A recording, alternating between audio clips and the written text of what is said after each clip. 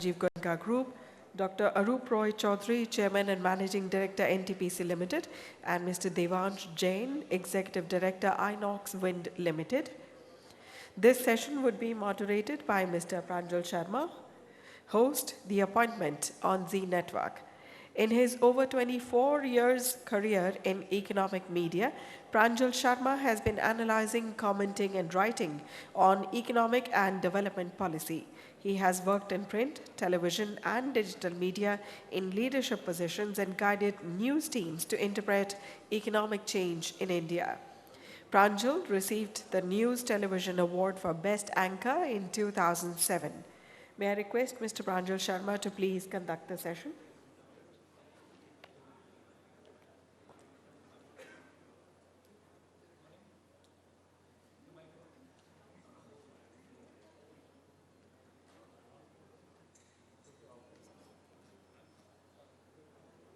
Good morning, everyone. I think we've had an exciting session in the morning, and now this session is really about the sector that all of us have very strong views about. Perhaps our views on power are more stronger than the views that we have on cricket, because cricket happens occasionally, but power is something that we really miss when it's not there. There has been a lot of effort on power reforms in the last 20 years, but still it's never enough. So this session, where I'll be joined by very eminent industry leaders, led by Mr. Arup Roy Chaudhary, Chairman and Managing Director, NTPC Limited, Mr. Sanjeev Goenka, Conclave Chairman, and of course Chairman of our P. Sanjeev Goenka Group, and Devansh Jain, Executive Director, Inox Wind, who represent traditional power creating as well as the new and future of power which lies in wind energy. The questions are really that how can we scale up at a pace in a sustainable way that the growing demands of a very big country are met. Nobody can actually become an economic power without the second part of it, which is power and energy generation. And I think we were discussing earlier that the new government has put a more efficient framework in place with ensuring that a lot of the related issues and energy as a concept is under one ministry, which makes sure that a lot of the inefficiencies that were created by interdepartmental coordination or the lack of are not there. But let me quickly begin by inviting Mr. Arup Roy Chaudhary to share his thoughts on where he thinks we are on the power gap and how soon can we go and meet it. Mr. Chaudhary, would you also like to play that introduction now? No, it's quick. Can I? Okay. Yeah, sure, sir, as you like.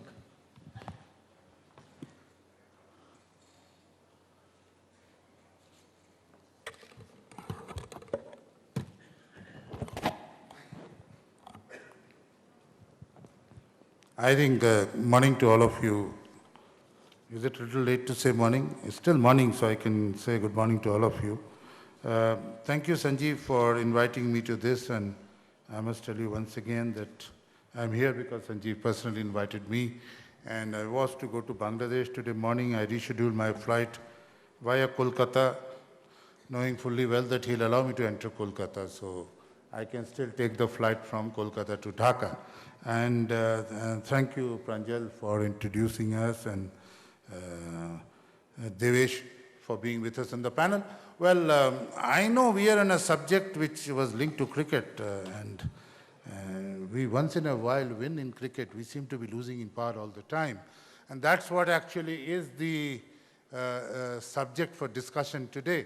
And I find the topic has a very interesting thing.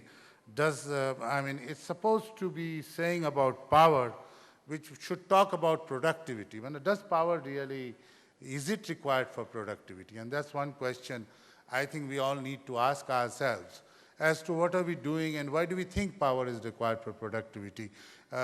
What are we looking at productivity? Are we looking at agricultural productivity? Are we looking at really getting into manufacturing, which we have been talking about now for quite a few years, that we need to get into manufacturing. We need to come into more intensive, power-intensive industry rather than trying and beat around the world saying that we're very good in the service sector. That also, I don't think we have the edge anymore. People are overtaking us. So I think if you look at that, yes, we need power for productivity if we are really looking into the Make in India mode that the Prime Minister has been talking about. Well, we all know that power is required to, push GDP, push development. We know our per capita power consumption is as low as some 800, between 8 and 900 units, whereas China is 3,500. If you go by population parity also, they're almost 3.5 times ours. We know we have to get there. We know more power that we give, more power will be consumed, more power will be constructively used to do economic development. So power probably would be required for development, would be required for growth. Now, what is power to people? We keep confused about what is power to people. And is it that there is a different power to the industry? Is it a different power which has to go to the agriculture?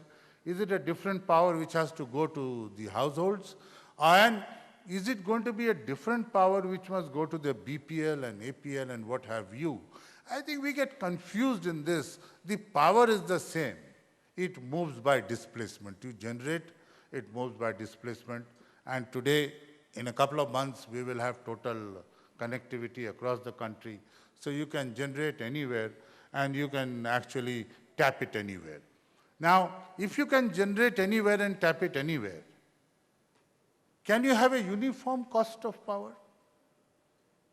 Is that something that we have thought about? That, okay, if I pay, barring some local state taxes, if we say the cost of diesel is X and it has a parity across the country, the cost of power is X and it has a parity across the country. Can we think of that? And once we think of that, we come back to think about what is affordable power. Now, I think we have been talking for a long time on affordable housing, where we said that affordable housing is one where a person can actually pay an EMI, which is a certain percentage of his income, his or her income. Can we link that to say that, yes, a person can pay for power, provided the cost of power that he consumes at the end of the day is equal to, say, 10% of the monthly income. I am not looking at those strata which we say BPL. Of course, we talk of BPL, there's the Mahadalits and the Mahagaribs. There's 10% probably who are not even being counted. Now, how do we compensate them? Can we compensate them directly? Can we really make power uniform priced and give those people, reimburse their power bills if we feel as a nation that we need to reimburse their power bills? The moment they produce the power bills, we reimburse the power bill. Now these are some of the issues. I want this discussion. You people are all extremely knowledgeable. You've come here with a lot of knowledge to think about it and give a feedback to the conference that we are having here. You can also write to me directly at cmd@ntpc.co.in, cmd@ntpc.co.in. So I feel very strongly that we should define what is affordable power. We should have probably a total power price same all over the country. It can easily be done. NTPC's average cost of coal power is 3 rupees 10 paisa. Now, I can give 3 rupees 10 paisa power anywhere in India. But if we do that, we must then put a pressure on the transmission and distribution operators to reduce their losses to 15% or below 10% and actually give power to the consumer at 3 rupees 50 paisa. Now, if you give power to 3 rupees 50 paisa, and believe me, I believe that you actually need to cross-subsidize the industry. You don't have to cross-subsidize the domestic consumer. You subsidize him otherwise through the budget, if he is poor, if he is BPL. You must give cheap power or affordable power to the industry so that the growth story really looks forward with the power. Now we are all cross-subsidizing the industry. Industry gets power at the highest rate. How can growth happen? How can growth happen if the industry gets power at the highest rate? Now I think I will close it. We have more speakers. By only talking of reliable power and of course a little bit on clean power, I think majority Devesh will say, but normally it is believed that NTPC is the biggest polluter in the country. So I must tell you a little bit on the clean power as to what we feel it is. But before that, the reliable power. NTPC, with 17% installed capacity in the country, generates 25% of India's power.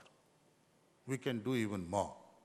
So NTPC should be, as a nation, treated as the base load of the country.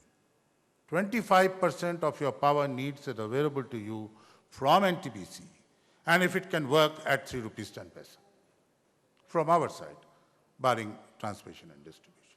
Thereafter, depending on your economic strength, your commercial requirement, you buy power.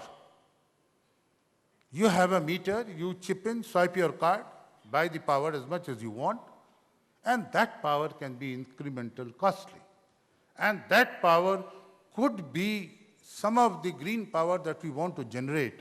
And today, we are not finding it to be grid parity. We are finding that the cost of that is coming to more than the coal power. So there I come to the renewable part of it, and I would say that unless we are able to have grid parity of all sorts of power that we generate, this success story of what we dream may take much more time than we think of. And therefore, NTPC is committed now to set up 25,000 megawatts of solar and wind power. We are coming out with various models to make the power cost grid parity, to see that it comes nearer to grid parity cost as much as possible by many means. And I am not able to disclose that now here, but probably we'll be able to do so in due course. And therefore, we also want to do 25,000 megawatts of solar or wind power, so that we as a responsible power generator develop this green and clean energy. Finally, I must tell you that the call is entirely ours for the generations to come. We have almost 116 billion tons of mineable reserves of coal, third largest in the world. Are we not going to use our own fuel and get carried away by the marketing stints of others to buy fuel from outside the country? I think our emphasis should be to use our own fuel, generate electricity, and as we say, electricity will generate growth. Then the people have the financial power to buy a cleaner energy from a green grid, like some of you go and buy organic food. Thank you. Thank you so much, sir. I think the point you make, sir, about affordable power is very critical, because it touches upon serious issues of subsidies, of also consumer choice, because today the consumers don't even really have the choice of choosing the power supplier in their region. So I think those are very, very complex issues, but I think the fundamental issue remains what has been for the last many decades, that we just don't have enough power. And with due respect to NTPC, sir, I think it's also unfortunate that we don't have any private sector company which is anywhere near the size of NTPC in generating power. Why should a state-run company actually be the biggest power producer? Why is the private sector not being able to scale up to the level that is required? And Sanjeev, that's the question that I'd like to put to you, that what will it take for the private sector to actually become a giant in producing power? Why can't, I mean, what's holding us back on that front?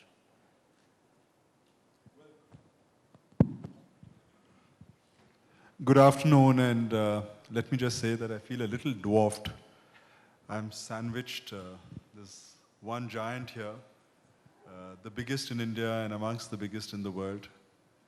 There's another giant in the making sitting there, somebody who's taken the renewable energy space by storm, and I think this is just a teaser. And I've got Pranjal here, who most of us are nervous when we appear in front of him. I'm not a giant. But let me just say that power is complex. Fuel management is complex. You have to balance. Power tariffs are sensitive. It's politically sensitive. The future of governments depend upon it. So you have to balance profitability and tariff expectations of the common man. There is huge issues on subsidies, cross-subsidies, efficiencies. So as far as we are concerned as a company, the route we took and we adopted was that we will not grow necessarily only by scale or size. Our focus would be efficiencies, and we would like to lead in terms of operating parameters, in terms of customer centricities, in terms of giving customer a good feel about taking power from us. And even though we might be monopolies in the area we operate, we should automatically, by service, become the preferred supplier to the customer. Pranjal, your question, I think the private sector participation in power was opened up a few years ago. It was plagued by not enough clarity on policy making. The first clarity came when Suresh Prabhu was the power minister in Vajpayeeji's government. And that is when you had some meaningful capacities added in the private sector. Then you've had a few flip-flops on policy. Now again, under Piyush Goyal, you see stability of policy, you see clarity of thought, you see a definite desire to grow ahead. And Mr. Roy Choudhury and I were just discussing that Mr. Goyal is really not a typical minister. He's more like a technocrat minister, and it's a delight to have him at the helm of power and coal ministries. It's not that the private power sector doesn't want to grow. It's just that NTPC has had a huge advantage. And a little bit tongue-in-cheek, let me say that private sector doesn't have the advantage of people like Mr. Roy Choudhury. I think he makes a big difference wherever he is. But each one of us in the power sector are ambitious. And I think the youngest of us here, who's just begun his journey, in a few years, actually, he'll be leading the industry in terms of capacity. So I think, yes, you're correct. The private sector has not grown as much in the past few years, but the next few years definitely will. So two things which you think will be required for private sector to surge ahead. Well, I think a clear-cut, stable policy on supply of fuel, which I think is beginning to get there, but is not quite there 100%. And B, lack of distinction between public sector and private sector. A power generator is a power generator irrespective of ownership. Thank you. And let me come now to Devansh, because not only is he young, but also he's got a young company which is entering a sector of the future, as Sanjeev rightly said. I think what you're trying to achieve is also what the country needs to do, is to reduce our reliance on coal and to have a more mixed basket for the fuel that we use. Give us a sense of what is the business case that you see for private power generated by wind. And I must also tell you that he's had a very successful initial public offer on the markets for Inox Wind, and that also is shows that the market is appreciating the private play in new and renewable energy. Devansh, over to you. Pranjal, I just had a few thoughts, if I could. Absolutely. There. Please go ahead.